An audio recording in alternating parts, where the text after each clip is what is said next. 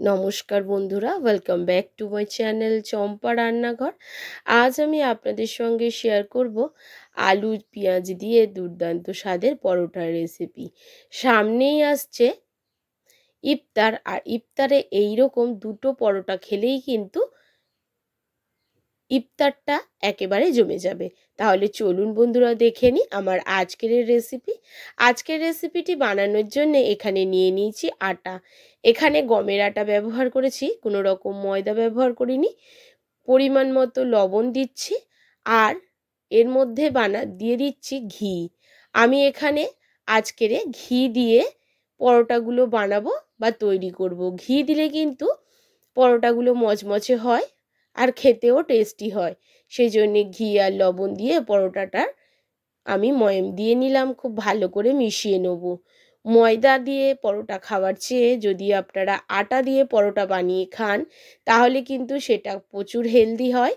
এখন পরিমাণ মতো জল দিয়ে এটার একটা ডো তৈরি করে নেব।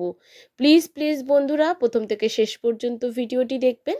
ভিডিওটি কোথাও যদি একটুও আপনাদের ভালো লেগে থাকে তাহলে অবশ্যই একটা লাইক করবেন, প্রচুর প্রচুর শেয়ার করবেন, আর কমেন্ট করে জানাতে ভুলবেন না আপনি কোথা থেকে আমার ভিডিওটি দেখছেন বা আমার ভিডিও আপনাদের কেমন লাগছে। নেক্সট আপনারা কি ভিডিও দেখতে চান সেটাও অবশ্যই জানাবেন।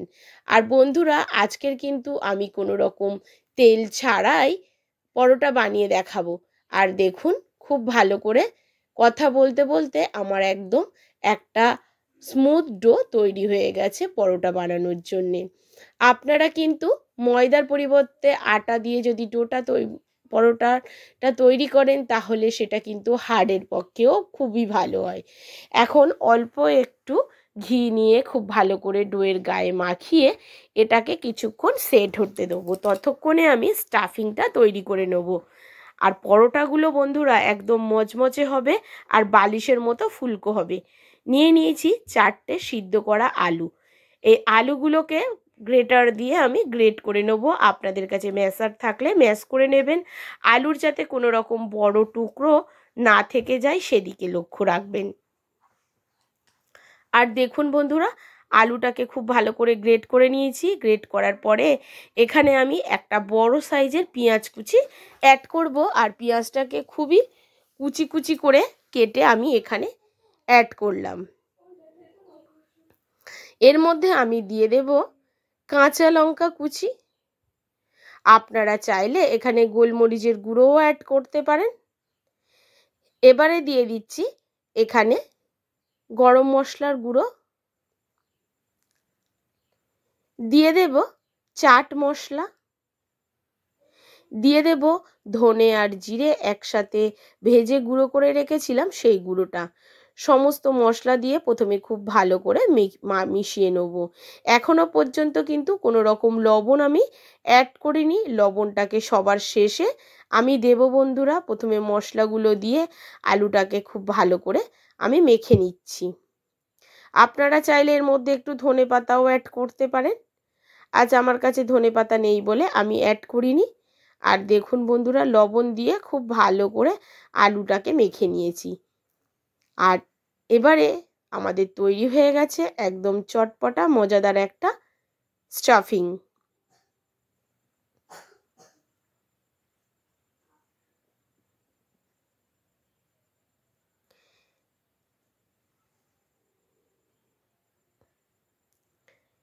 এবারে দেখুন আমি যে আটাটা মেখে রেখেছিলাম সেই আটা থেকে আরেকটু মেখে নেব। আর কতটা সফট হয়েছে একটু হাত দিয়ে আমি দেখিয়ে দিচ্ছি, কত সুন্দর সেট হয়ে গেছে। এবার এ থেকে আমি কিছু লেচি করে নিচ্ছি, আর একটা লেচি এ থেকে নিয়ে নেব। বন্ধুরা আপনাদের কাছে রিকোয়েস্ট থাকবে আপনারা ময়দার জিনিস একটু অ্যাভয়েড করবেন, কারণ ময়দা শরীরের পক্ষে একদমই ভালো নয়। এবারে দেখুন একটা আটার লেচি নিয়ে খুব ভালো করে গোল করে ঘুরিয়ে নিলাম, ওপরে একটু দিয়ে দিলাম আটা ছড়িয়ে। এবার এটাকে রুটির মতো একটু বড় করে বেলে নেব। আমি যে পদ্ধতিতে আজকের এই পরোটাটা বানাচ্ছি আপনারাও সেই পদ্ধতিতে এই পরোটাটা একবার অন্তত বানিয়ে খেয়ে দেখবেন। আপনারা অনেকেই পেঁয়াজ ছাড়া পরোটা খেয়েছেন, আলুর পরোটা, তাও গোল করে, কিন্তু আজকের আমি পেঁয়াজ আলু আর পেঁয়াজ দিয়ে চৌকো সাইজের বালিশ পরোটা বানিয়ে দেখাচ্ছি।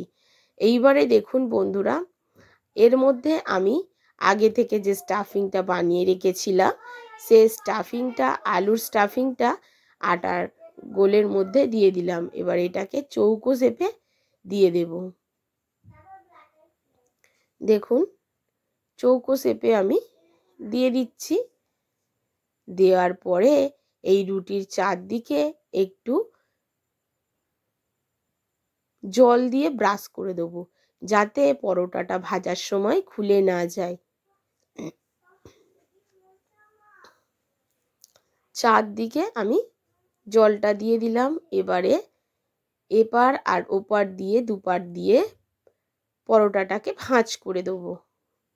দেখুন বন্ধুরা, আর স্টাফিংটা একটু পর্যাপ্ত পরিমাণে দেবেন।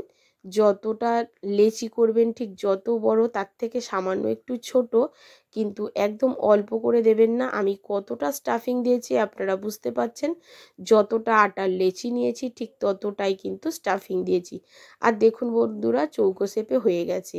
এবারে আরও একটু আটা ছড়িয়ে নেবেন, নিয়ে এটাকে আলতো হাতে সাইডগুলো একটু চাপ দিয়ে দিয়ে বেলবেন। আপনি মধ্যিখানে চাপ দিয়ে কিন্তু বেলবেন না, তাহলে কিন্তু পরোটাটা ফেটে যাবে। ভালো করে শুনবেন বন্ধুরা, এটা কিন্তু সাইডে আলতো করে চাপ দিয়ে বেলে নেবেন। আর এইভাবে আমি সমস্ত পরোটাগুলোকেই বেলে নেব। আর দেখুন বন্ধুরা, কোথাও থেকে কিন্তু ফেটে বা ভেঙে যায়নি পরোটাটা, খুব সুন্দর বেলা হয়েছে। এবারে একটু ময়দা আটাটাকে আমি ঝেড়ে ফেলে দিলাম। এইভাবে কিছু আমি বেলে নিয়েছি। বেলার পরে এবারে চলে যাব এই পরোটাগুলো বানানোর জন্যে। পরোটা বানানোর জন্যে প্রথমে একটা প্যান আমি বসিয়ে নিয়েছি। আর প্যানটাকে প্রথমে ভালো করে গরম করে নেব, নিয়ে তার মধ্যে আমি একটা পরোটা দিয়ে দেব। এবার পরোটাটাকে রুটির মতো এপিট ওপিট সেঁকে নিতে হবে। দেখুন আমি কিভাবে সেঁকে নিচ্ছি। যখন এটা হালকা বাবলস হবে অপর দিকে, তখনই কিন্তু এটাকে তুলে অন্য পিঠ করে দিতে হবে। এবারে এর মধ্যে দিয়ে দিচ্ছি হাফ চামচ ঘি। আপনারা ঘি ছাড়াও কিন্তু বন্ধুরা এই রকম রুটির মতো সেঁকে খেতে পারেন। এতে কিন্তু বেশ ফুলকো ফুলকো হয়, খেতেও বেশ টেস্টি হয়। আর দেখুন বন্ধুরা, হাফ চামচ আমি ঘিটা দিয়ে এপিট ওপিট এবারে উল্টে পাল্টে এটাকে লালচে করে ভেজে নেব। এখনই দেখুন হালকা হালকা কিন্তু পরোটাগুলো ফুলতে শুরু করেছে। আশা করছি বোঝাতে পারছি। দেখুন বন্ধুরা, ফুলতে শুরু করেছে। আর এই সময় কিন্তু মিডিয়াম ফ্লেমে আপনারা গ্যাসের ফ্লেমটাকে রাখবেন, তাহলে কিন্তু আপনাদের পরোটাগুলো একদম বালিশের মতো ফুলকো ফুলকো হবে। এবারে এপিট ওপিট লালচে করে সেঁকে ভেজে নিতে হবে। দেখুন কতটা সুন্দর হয়েছে পরোটাগুলো। আশা করছি আমার আজকের এই পরোটার রেসিপি আপনাদের ভালো লেগেছে বন্ধুরা। আর একটা আপনাদেরকে ভেঙে আমি দেখিয়ে দেবো ভিতরে কতটা স্টাফিং রয়েছে। আর দেখুন বন্ধুরা, কতটা সুন্দর কালারটাও এসছে। আটা দিয়ে যে এত সুন্দর মজাদার পরোটা তৈরি হয়, আপনারা বাড়িতে একবার না বানালে বুঝতে পারবেন না। দেখুন একটু চাপ দিচ্ছি, কত সুন্দর মচমচে হয়েছে পরোটাগুলো, ফুলে জাস্ট ডবল হয়েছিল। আর দেখুন বন্ধুরা, স্টাফিংয়ে পুরো ভরপুর কিন্তু এই পরোটা। বড্ড গরম, আমি ভেঙে দেখাতে পারছি না। তো দেখুন বন্ধুরা, আজ এই পর্যন্ত বন্ধুরা। আপনারা ইফতারে অবশ্যই একদিন এই পরোটা বানিয়ে খেয়ে দেখবেন।